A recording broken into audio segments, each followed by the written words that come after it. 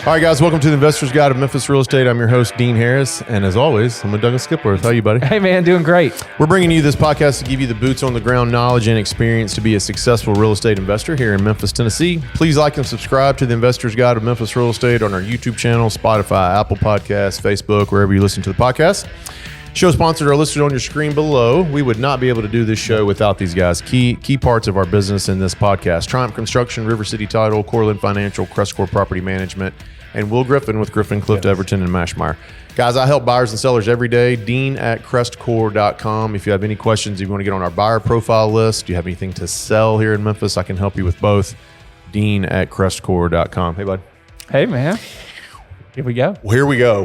Today's podcast is a little bit more in your face. I'm going to tell you a little bit more about where things are at in our market here in Memphis. I haven't been as aggressive prior. We did a market shifting podcast about 2 months ago, and it was pretty clear that we were going to see something. What we're going to discuss today is that I am seeing it. I'm seeing it live. I'm seeing it with my daily activities with our team.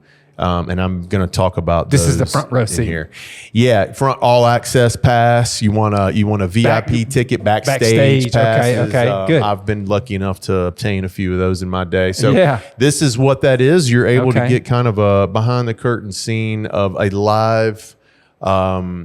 live-based info. I'm giving you stuff today that I'm working on every single day with our team agent, Allie McAllister, and with our other team members. We're experiencing some of this. So what the first thing that we're going to come out with is we're seeing higher days on market. Yes. I'm seeing listings that we're searching and sourcing for our clients. We are seeing higher days on market, whereas anything under 20 and you sold it used to be that's a pretty decent time. Now we're seeing 50 days, 70 days, 90 days, 120 days. So things are that is an obvious tell of things that are beginning to shift. Like you can just look at those and see. Off script a little bit. One of the live versions of this is Allie and I and myself and our team are making offers by the dozens a week. Dozens a week. We're making offers, sometimes dozens in a day. Mm-hmm. And what I'm beginning to notice the trend is, example, we've got a house, I'll give you a live example. Allie came to me this morning and we were talking. We had a list price, a house that wasn't my listing. We represented the buyer. It was $89,500. Okay. The buyer did not believe, after we did some research and took a look, that it was going to be worth more than $50,000 to him. That's almost 50%. Wow. A year ago, I would have. A year ago, I would have told our team and myself and everyone else, "Hey, let's pass on that. Yeah. I don't want to really insult the other side. I mean, I know it's not in great shape, but they're not going to make that work." I told Allie in this situation, I was like, go ahead and y'all make the offer, continue to push it forward, and let's just see what happens. If you need to, let's call the agent on the other side and be a little apologetic. Yeah. This is where my client wanted to be, and I didn't want to not submit it for that. So please feel free to tell us to kick rocks or whatever you need to do. I was like, but my client wanted me to submit it, so here it is. About 3 hours later, they got a call back. They countered at 65. My guy couldn't do that. Hey, by the way, that's 25,000. Like there's a sign there that like, hey, there's something amazing going on. God, what a story. They get 65. He came back at 57 and he got the property at 57. List price was $89,500. $32,000 he got off. Second live example, we had $122,000 list price.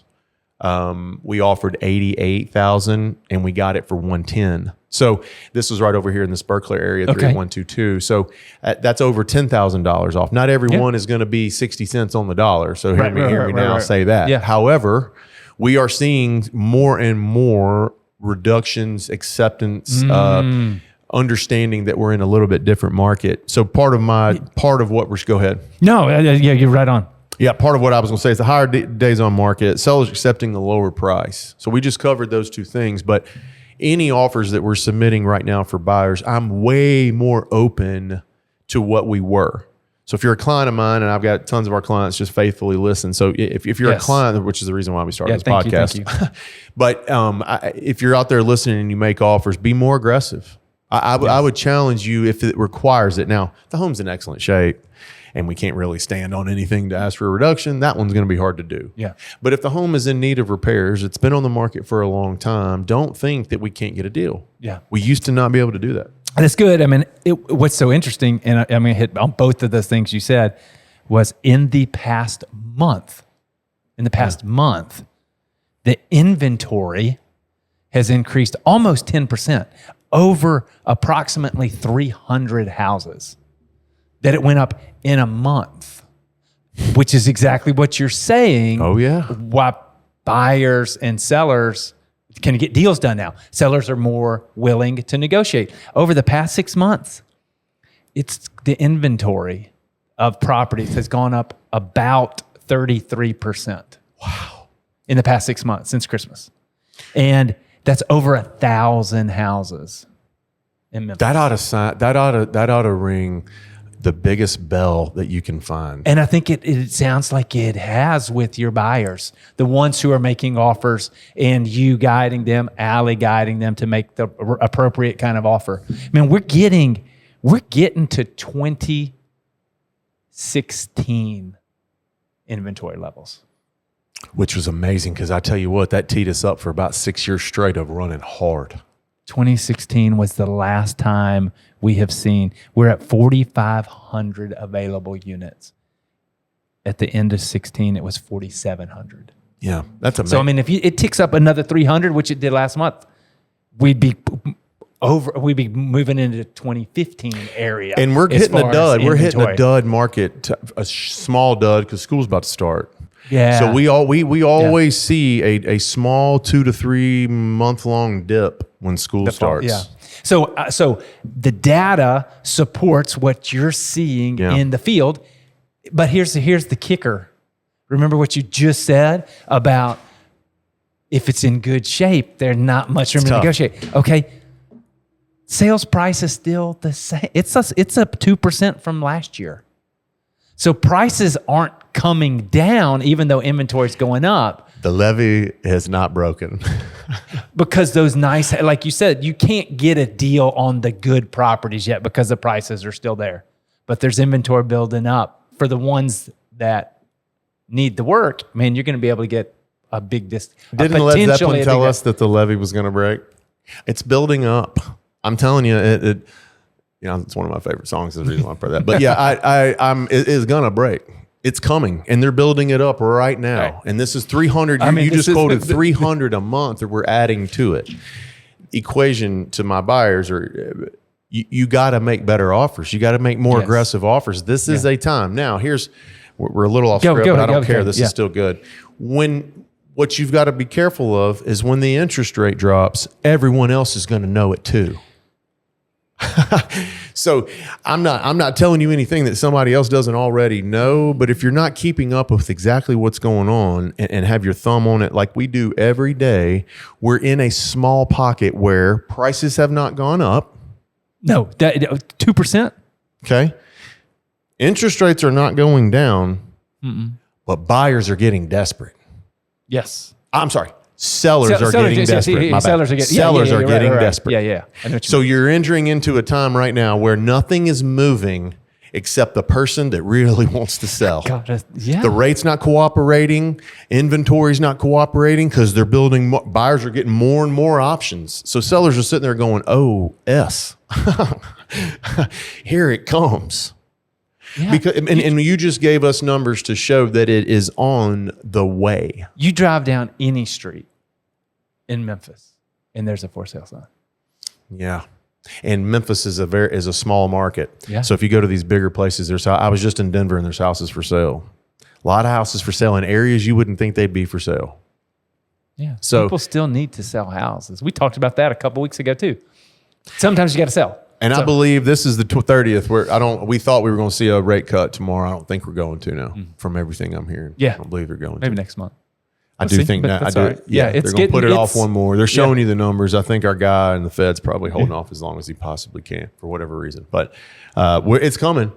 So as soon as that happens, I guess there's when the levee breaks, and there's when now you're going to start getting way more competition.